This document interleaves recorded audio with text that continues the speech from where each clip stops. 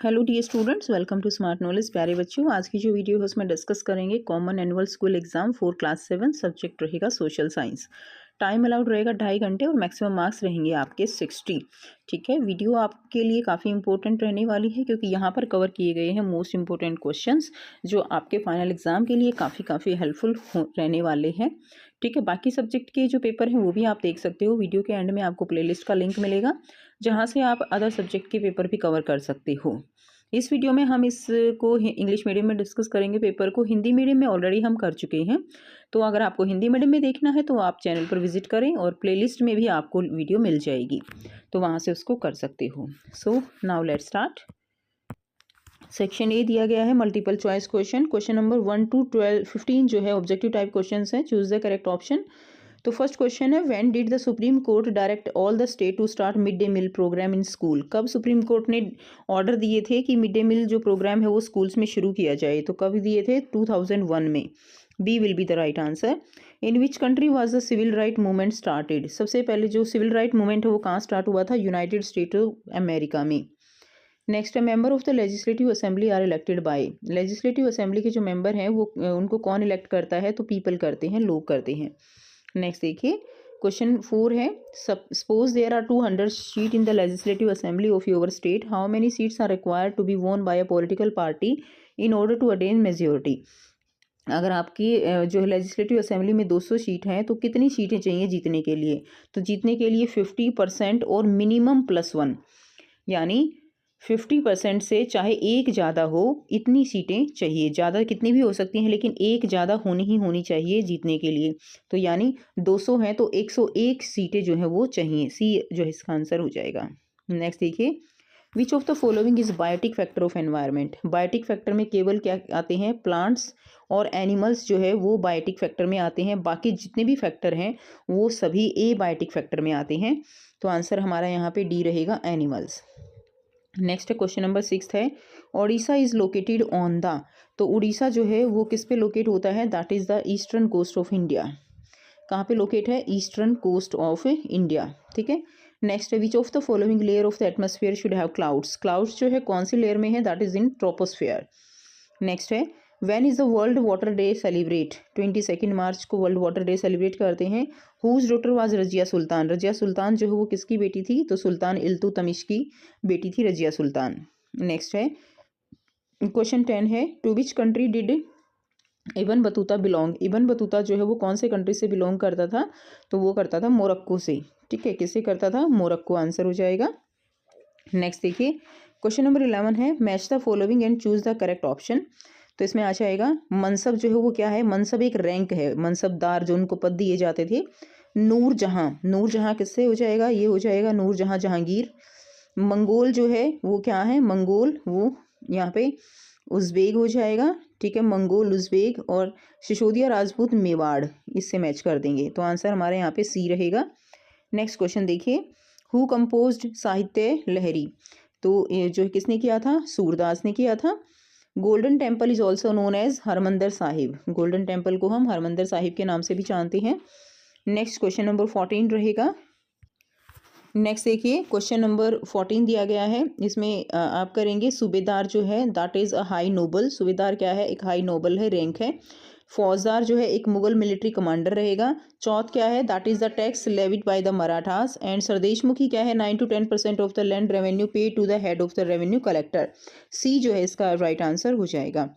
Next question देखिए, what was the percentage of produce taken from the cultivator to provide protection under rakhi introduced by the Sikh. तो जो राखी protection था उसके under Sikh ने जो लगाया था उसमें पीजेंट से जो है कितनी कल्टीवेटिंग कितना % लिया जाता था उनकी खेती का? तो कितना लिया जाता था? 20%। उनके प्रोड्यूस का यानी उत्पादन का 20% उनसे लिया जाता था। नेक्स्ट देखिए, सेक्शन बी दिया गया है, very short answer type question रहेंगे, 2 नंबर के। How shops in the neighbourhood are useful for us. Neighbourhood में जो शॉप्स हैं वो कैसे यूजफुल रहती हैं? तो एक तो आपके नेबरहुड में भी शॉप होंगी तो आपके लिए कैसे यूजफुल है? एक तो आप किसी भी टाइम जाके इजीली ला सकते हो। दूसरा, अगर मान लीजिए 1% आपको उधार भी लेना है तो वो आपको जानते होते हैं तो वो आपको उधार भी दे देती हैं। ठीक है, तो आंसर क्या रहेगा? That is these shops provide essential daily items such as vegetable, milk and grocery. तो जो भी इंपॉर्टेंट आइटम्स होते हैं उनके पास होते हैं। Being nearby, they save time and travel expenses. They can offer credit facilities in time of need. Credit facilities का मतलब वो उधार दे देते हैं आपको जब भी आपको ज़रूरत होती है. नेक्स्ट क्वेश्चन देखिए. How goods reach in the hands of the customer from the wholesalers. Wholesaler से जो सामान है वो जो है कस्टमर तक कैसे पहुंचता है. तो wholesalers purchase good in bulk from manufacturers. तो होलसेलर जो है वो गुड्स परचेज करते हैं बल्क में मैन्युफैक्चरर से, ठीक है, फैक्ट्री से सीधा उठाते हैं, फिर जो है रिटेलर को पहुंचाते हैं. These goods are sold to retailers who then supply them to customer. और फिर रिटेलर से कौन लेते हैं, कस्टमर्स लेते हैं. नेक्स्ट देखिए, what is air pressure. Air pressure क्या है. तो एयर प्रेशर क्या है. The pressure exerted by the air in the atmosphere on the earth surface is called atmospheric pressure. It is measured per unit area. तो air के द्वारा जो pressure लगाया जाता है उसको हम एटमॉस्फेरिक प्रेशर कहते हैं. और में दिया गया है why wet clothes take longer time to dry on a humid day. Humid day में कपड़े सूखने में ज़्यादा टाइम क्यों लगाते हैं. देखिए ह्यूमिड डे का मतलब क्या है कि ह्यूमिडिटी ज़्यादा है, एटमॉस्फेयर के अंदर वाटर वेपर्स ज़्यादा हैं. कपड़े सूखेंगे तो और वाटर वेपर्स बढ़ेंगे, लेकिन ऑलरेडी वाटर वेपर्स ज़्यादा हैं, इसीलिए बहुत जल्दी कपड़ों से वाटर वेपर्स इवेपोरेट नहीं होते हैं, जिसकी वजह से कपड़े जल्दी नहीं सूखते हैं. लिखेंगे कैसे आंसर इसका. On humid day, the air already contains a large amount of water vapor, slowing down the evaporation process. ठीक है, उससे इवेपोरेशन प्रोसेस स्लो डाउन हो जाता है. Causing clothes to take longer to dry. तो जो क्लोथ्स हैं वो काफ़ी टाइम लेते हैं उसको सूखने में. नेक्स्ट देखिए, हु वर मनसबदार. मनसबदार जो है वो कौन होते हैं. तो मनसबदार कौन है. Mansabdar were administrative and military officials in the Mughal empire who were granted ranks और मनसब. ठीक है, मनसबदार एडमिनिस्ट्रेटिव और मिलिट्री ऑफिशियल्स हैं मुगल एम्पायर में, जो कि हु वर ग्रांटेड रैंक्स और मनसब, जो जिनको जो है रैंक और मनसब दिया जाता है. They were responsibly for recruiting and maintaining soldiers. तो सोल्जर्स की जो भी भर्ती प्रक्रिया होती है, जो भी उनका काम होता है वेतन का, वो सभी ये करते हैं. नेक्स्ट देखिए, अगला क्वेश्चन है और में दिया गया है why the peasant suffer tremendously during the Aurangzeb reign. तो पीजेंट जो है औरंगजेब के शासन के समय बहुत ज़्यादा सफ़र करते थे, तो क्यों. तो इसका आंसर क्या रहेगा. हैवी टैक्सेस वर इम्पोज्ड. उनके ऊपर बहुत ज़्यादा टैक्स लगाए जाते थे. रिलीजियस टैक्सेस लाइक जजिया वर री इंट्रोड्यूस. तो जजिया जैसे रिलीजियस टैक्स होते हैं वो इंट्रोड्यूस कर दिए गए, जबकि जो अकबर थे उन्होंने उसको हटा दिया था, लेकिन औरंगजेब ने उसको दोबारा से स्टार्ट कर दिया. Frequent wars disrupted agriculture and increase the tax burden on farmer. लगातार जो वॉर हो रहे थे उससे एग्रीकल्चर इफेक्ट हुई और उसके ऊपर फिर जो है क्या हुआ, और ज़्यादा कर लगा दिए, जिससे उनकी हालत ख़राब हो गई. नेक्स्ट देखिए, सेक्शन सी दिया गया है, शॉर्ट आंसर टाइप क्वेश्चन रहेंगे. 3-3 नंबर के क्वेश्चन यहाँ से देखने को मिलेंगे. Explain lithosphere, hydrosphere and atmosphere. ठीक है, तीनों को एक्सप्लेन करना है. Definition, earth including mountains, plains and plateau, ये क्या है, that is the lithosphere. Hydrosphere, all type of water sources present on earth, वो हाइड्रोस्फीयर में आएगा. एटमॉस्फेयर क्या है, the layer of gaseous surrounding the earth, ये किस में आएगा, एटमॉस्फेयर में आएगा. तीनों डेफिनेशन आपको अलग अलग से याद करनी है. अगला क्वेश्चन है, that is humans learn new ways to use and change environment how. तो ह्यूमन जो है वो नए नए तरीकों से एनवायरनमेंट में चेंज करता है, कैसे चेंज करना सीखता है, कैसे. सो बाय डेवलपिंग साइंटिफिक टेक्नोलॉजीज़. तो साइंटिफिक टेक्नोलॉजी डेवलप की होती हैं जिससे कि कुछ नया सीखने को मिलता है. By adopting modern farming technique like drip irrigation. By industrial development and urbanisation to create new residential and commercial areas. ठीक है, तो ये इसका आंसर हो जाएगा.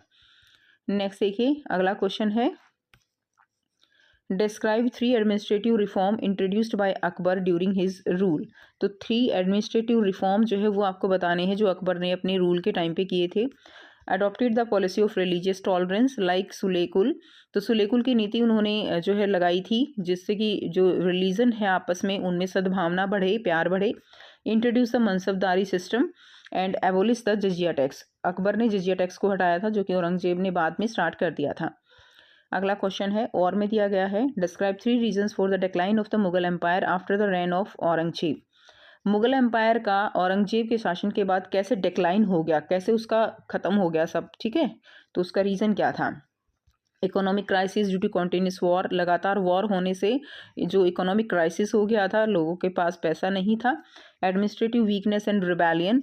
जो एडमिनिस्ट्रेशन है वो वीक हो गया और विद्रोह बढ़ने लगे, लोग उनके खिलाफ खड़े हो गए, पब्लिक, ठीक है ना, प्रजा. Religion rulers moving towards independence, ठीक है। रीजनल रूलर्स जो थे, जो क्षेत्रीय जो भी वहाँ के शासक थे, वो अब इंडिपेंडेंट होने के लिए रिबेल करते थे, उनका विद्रोह करने लगे थे। नेक्स्ट देखिए, सेक्शन डी दिया गया है, लॉन्ग आंसर टाइप क्वेश्चन देखने को मिलेंगे। यहाँ से आपको क्वेश्चन मिलेंगे आपको 5 मार्क्स के। क्वेश्चन 8 है, A what is environment, explain different component of environment. Environment किसे कहते हैं, क्या क्या कंपोनेंट होंगे। तो एनवायरनमेंट क्या है, the environment consist of living and non living elements that influence our life. Environment जो है वो living and non living element से मिलकर बना है, जिससे हमारी लाइफ क्या होती है, इन्फ्लुएंस होती है। Its components are, biotic component होते हैं एंड ए बायोटिक कंपोनेंट्स होते हैं। बायोटिक में आएगा trees, animals and humans. Abiotic में आएगा air, water, soil and light. Next देखिए, what is the difference between natural environment and human made environment. दोनों में क्या डिफरेंस है, natural environment as well as in human made environment. Natural जो हमें nature से मिला है, like created by nature, such as river है, माउंटेन्स हैं, ये किस में आएगा, नेचुरल एनवायरनमेंट में। ह्यूमन मेड में कौन सा आएगा, created by human, such as building and roads, जो बिल्डिंग बनाई गई है, रोड बनाए गए हैं, वो सब किस में आता है, that is human made environment में। नेक्स्ट देखिए, which of the Kabir teaching influenced you the most and how would you like to inculcate in your life. Kabir की जो टीचिंग्स हैं उनमें सबसे अच्छी आपको कौन सी लगती है और वो उसको आप अपनी लाइफ में कैसे इनकलकेट करना चाहेंगे, ये आपको बताना है। तो आंसर क्या रहेगा, कबीर टीचिंग, माला फेरत जुग भया गया न मन का फेर, करके मन का डार करका मन का डारी दे मन का फेर। ठीक है, तो ये जो टीचिंग है ये इन्फ्लुएंस करती है मुझे सबसे ज़्यादा। आपको जो आंसर ठीक लगे कबीर की टीचिंग्स में वो आप दे सकते हो, ये जस्ट एन एग्जाम्पल है। It emphasises introspection rather than the outward rituals, ये एक आत्मसात जो होता है, एक मन के को वश में करना, ये उसके बारे में बताते हैं कि जो बाहरी आडंबर है उसको छोड़ देना चाहिए।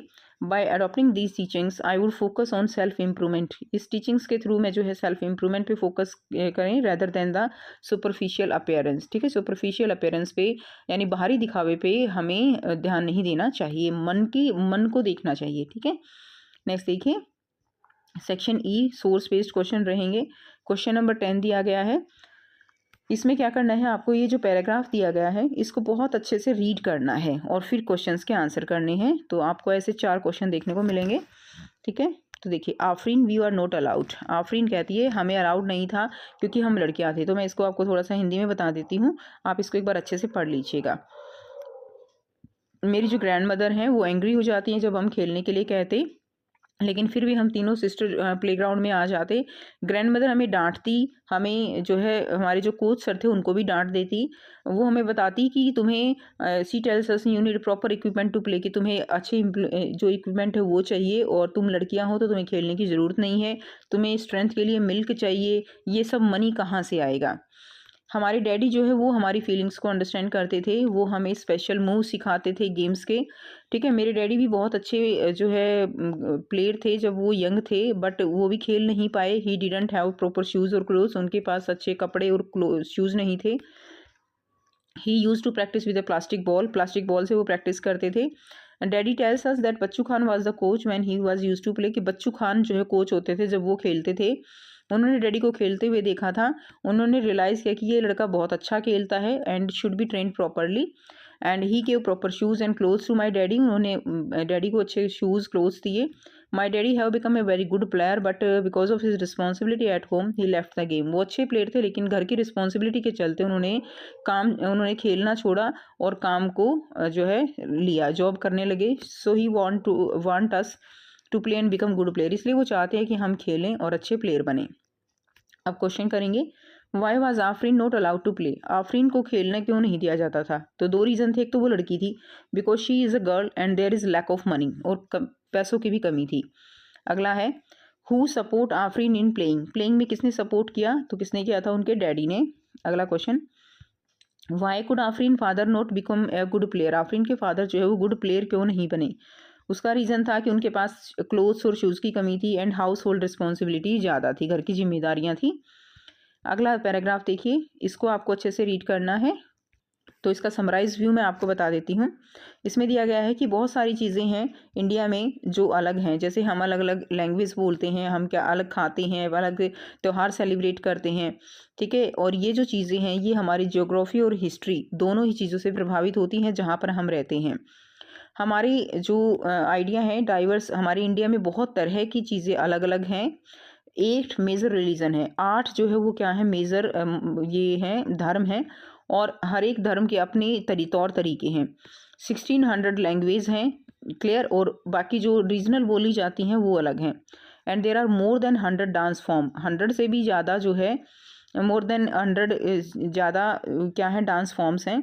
इतनी ज़्यादा डाइवर्सिटी है, क्लियर।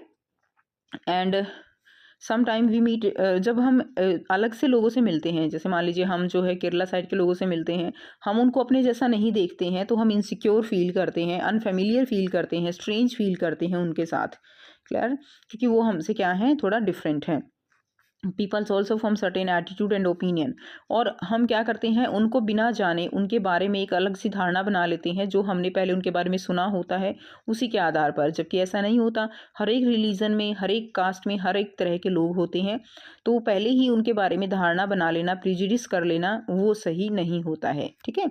तो ये क्वेश्चन रहेंगे।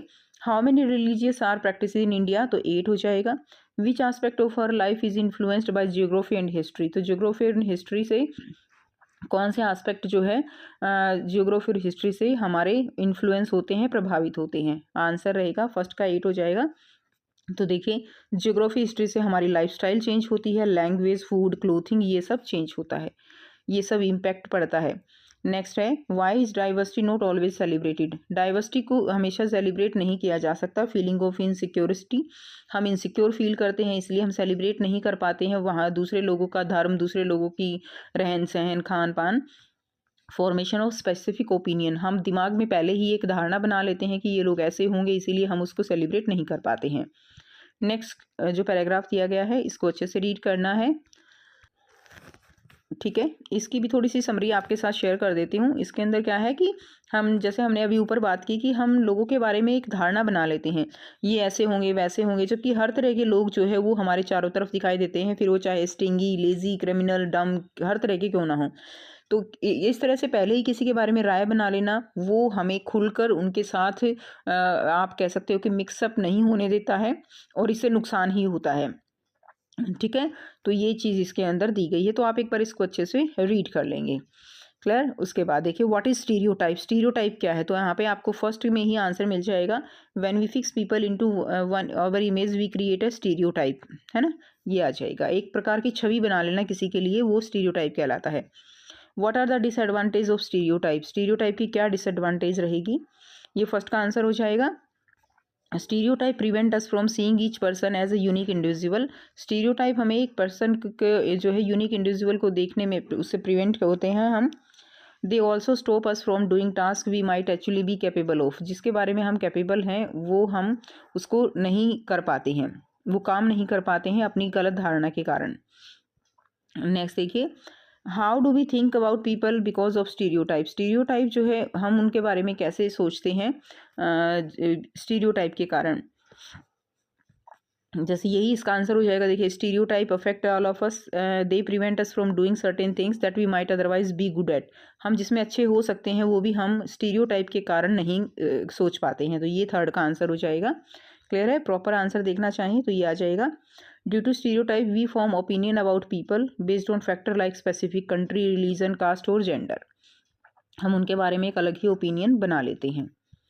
नेक्स्ट क्वेश्चन है रीड द फॉलोइंग पैराग्राफ, इसको भी अच्छे से रीड करना है। इसमें आपको बता रखा है tributaries of river Ganga and Brahmaputra together जो है क्या बनाती है, गंगा ब्रह्मपुत्र बेसिन बना लेती हैं, ठीक है। Tributaries of river Ganga like Ghaghara, Son, Kosi, Chambal, Gandak, ये सब क्या है ट्रिब्यूटरीज हैं, ठीक है। And the plain of Ganga and Brahmaputra like mountain, ये सब इसमें क्या दिया गया है, वही है कि जो सीजन है वो कैसा है, मानसूनी होता है एरिया ये, और जो नॉर्दर्न प्लेन है आप बेसिन एरिया कह सकते हो, प्लेन एरिया है, वहाँ पे सबसे ज़्यादा डेंसिटी क्यों होती है, पॉपुलेशन सबसे ज़्यादा क्यों होती है, क्योंकि एग्रीकल्चर के लिए सूटेबल लैंड होती है, प्रॉपर पानी की व्यवस्था होती है, ठीक है। तो इसीलिए वहाँ पे जो लोग हैं वो बहुत ज़्यादा रहना पसंद करते हैं। यहाँ की क्लाइमेट कैसी है, area is dominated by monsoon climate. Climate कैसी रहेगी, मानसून क्लाइमेट होती है। तो ये सारा इसमें दिया गया है।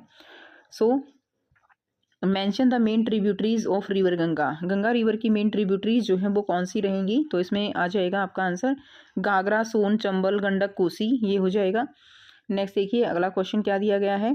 How is the climate of the Ganga Brahmaputra basin. कैसी क्लाइमेट है, तो कैसी क्लाइमेट है, मानसून। ठीक है, मानसून टाइप क्लाइमेट हो जाएगा।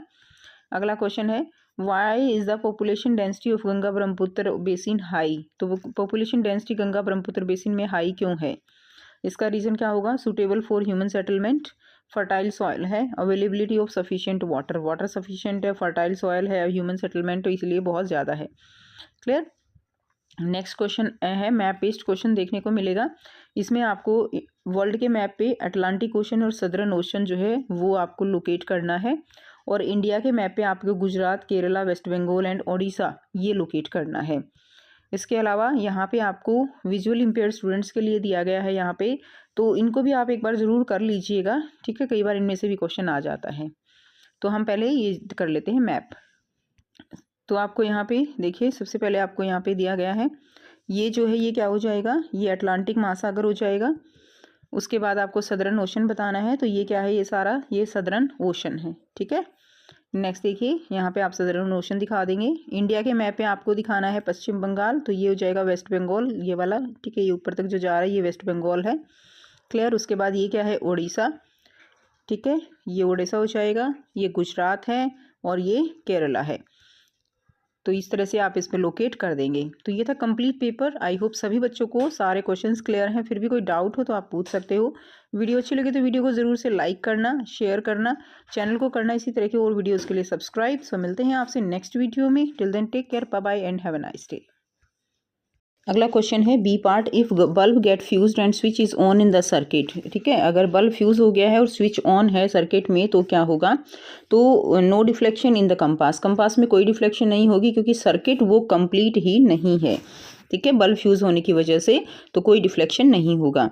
नेक्स्ट क्वेश्चन है question number 9, list out the different step involve in nutrition in human being in correct order. क्या क्या स्टेप्स होते हैं न्यूट्रिशन के ह्यूमन बीइंग में, वो आपको करेक्ट ऑर्डर में लिखने हैं। आंसर हो जाएगा सबसे पहले इंजेशन होता है, then digestion, then absorption, assimilation and last में कौन सा स्टेप रहता है, इजेशन का स्टेप रहता है। क्लियर। तो ये आप आंसर कर लेंगे। नेक्स्ट देखिए और में दिया गया है right the name and location and function of the finger like projection present in the human digestive system. Human digestive system में जो फिंगर लाइक प्रोजेक्शन है वो कहाँ होती हैं, लोकेशन क्या है, नेम क्या है और फंक्शन क्या है, ये बताना है।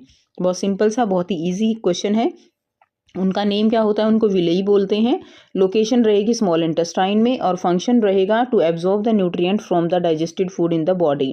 वो न्यूट्रिएंट को जो भी डाइजेस्टेड फूड है उसको एब्जॉर्ब करके पूरी बॉडी पार्ट तक भेजती हैं। नेक्स्ट देखिए क्वेश्चन नंबर 10 है litmus is a natural die. Litmus क्या है, एक नेचुरल डाई है and extracted from lichens. What is the effect of acidic, basic and neutral substance on it.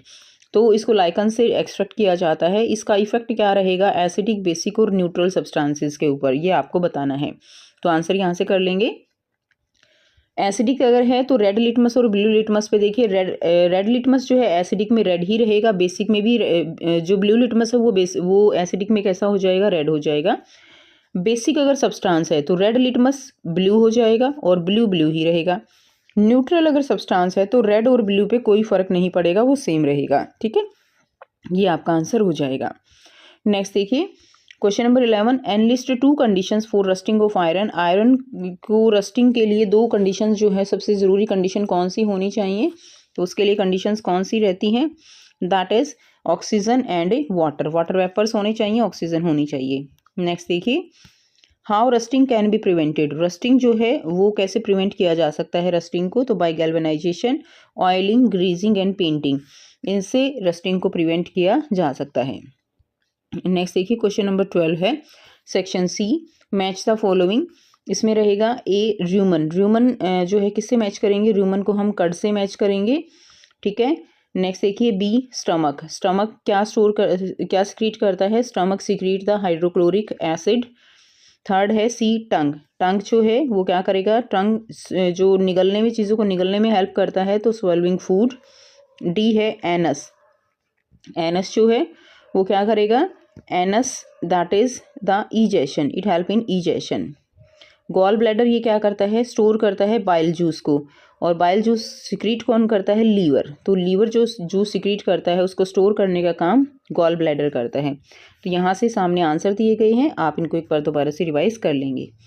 Next देखिए, do the necessary conditions, so do the necessary correction and re right the following statement. तो इसमें देखिए ये जो statement दी गई हैं इनमें आपको जो अंडरलाइन किया हुआ है इसको ठीक करके और वो आंसर आपको लिख के और इसको कंप्लीट करना है। जैसे डॉग इज़ अ रूमिनेंट, तो डॉग की जगह क्या आएगा, क्या डॉग एक रूमिनेंट है, तो बिल्कुल नहीं है। इसकी जगह क्या लिख सकते हैं हम, काउ या बफेलो जो है that is a ruminant. Next है इसोफेगस, यानी food pipe passes food directly to small intestine. ठीक है, स्मॉल इंटेस्टाइन में डायरेक्ट फूड नहीं जाता, पहले कहाँ जाता है, स्टमक में। तो इसका आंसर यहाँ पे स्मॉल इंटेस्टाइन की जगह पे क्या आएगा, स्टमक आएगा। नेक्स्ट है C, protein is digested into fatty acid and glycerol. तो प्रोटीन जो है वो डाइजेस्ट नहीं होता फैटी एसिड और ग्लिसरॉल में, जो फैट होता है वो डाइजेस्ट होता है। डी है digestion of starch start in the stomach, जो स्टार्च का डाइजेशन है वो स्टमक में स्टार्ट होता है, तो ऐसा नहीं है। Digestion of starch in mouth, mouth में ही स्लाइवरी एमाइलेज जो एंजाइम होता है उसके द्वारा ये टूटने लगता है। Gall bladder secrete saliva, gall bladder से सलाइवा सिक्रीट नहीं होता, सलाइवरी ग्लैंड से सलाइवा सिक्रीट होता है। Digestion of food is completed in the large intestine, तो डाइजेशन ऑफ फूड जो है वो लार्ज इंटेस्टाइन में कंप्लीट नहीं होता बल्कि स्मॉल इंटेस्टाइन में कंप्लीट होता है। ठीक है, नेक्स्ट क्वेश्चन नंबर 13 है, leaves play many role in the plant. Leaves जो है वो बहुत सारे रोल प्ले करती हैं प्लांट के अंदर। And plant absorb water from the soil, the water move from the roots through the stem to the leaves, water जो है वो जड़ों से ऊपर पानी तने तक जाता है।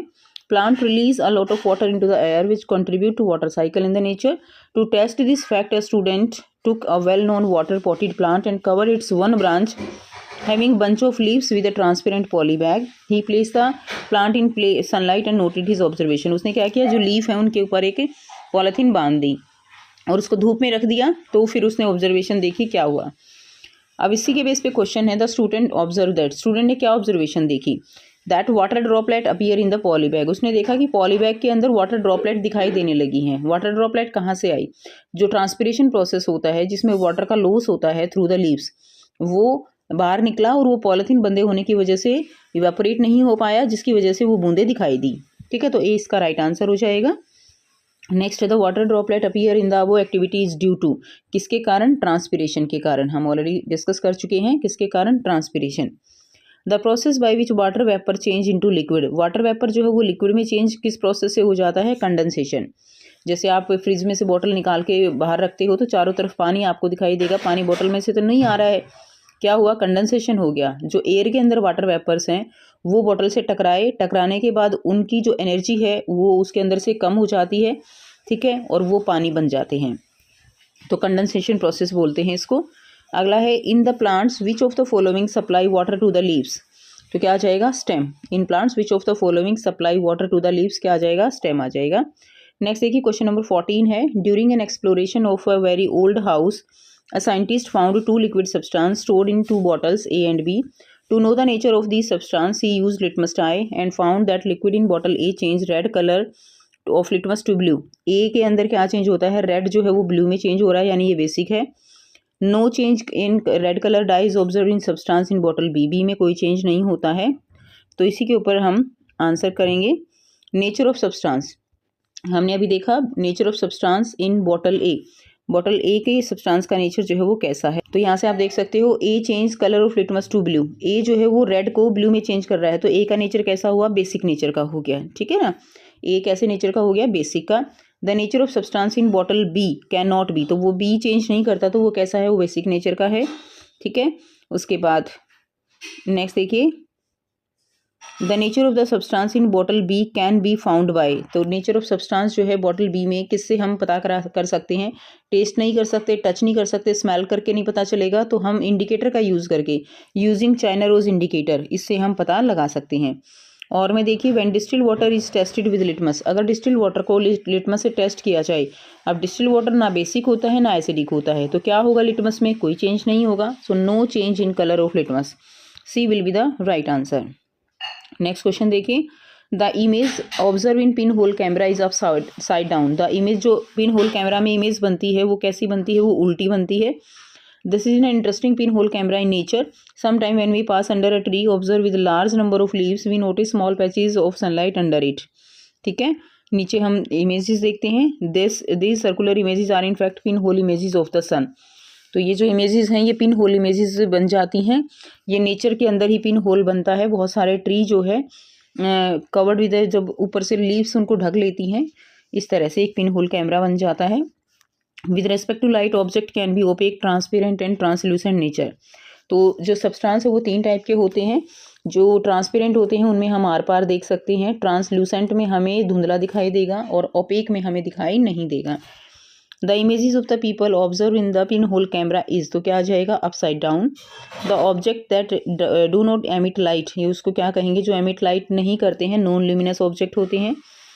When light is directed on a mirror, जब लाइट जो है मिरर के ऊपर पड़ती है तो क्या होगा, तो वो उसकी डायरेक्शन चेंज करता है। Change the direction of light, तो यहाँ से इस तरह से देखिए ये मिरर है, इसके ऊपर लाइट पड़ेगी तो क्या होगा, ये रिफ्लेक्ट हो जाएगी। ऐसे करके इस तरह से इसको बोलते हैं रिफ्लेक्शन ऑफ लाइट, तो डायरेक्शन चेंज हो जाएगी। नेक्स्ट देखिए, light can not pass through, तो लाइट जो है वो किससे पास नहीं होती है, ऑब्वियसली लाइट ओपेक ऑब्जेक्ट से पास नहीं होती है। ठीक है, तो ओपेक ऑब्जेक्ट इसमें आ जाएगा। सो ये था कंप्लीट पेपर। आई होप सभी बच्चों को सारे क्वेश्चंस क्लियर हैं। फिर भी कोई डाउट हो बच्चे तो आप पूछ सकते हो। वीडियो अच्छी लगी तो वीडियो को ज़रूर से लाइक करना, शेयर करना, चैनल को करना इसी तरह के और वीडियोज़ के लिए सब्सक्राइब। सभी सब्जेक्ट के पेपर आपको मिलेंगे। सो मिलते हैं आपसे नेक्स्ट वीडियो में। Take care, bye bye.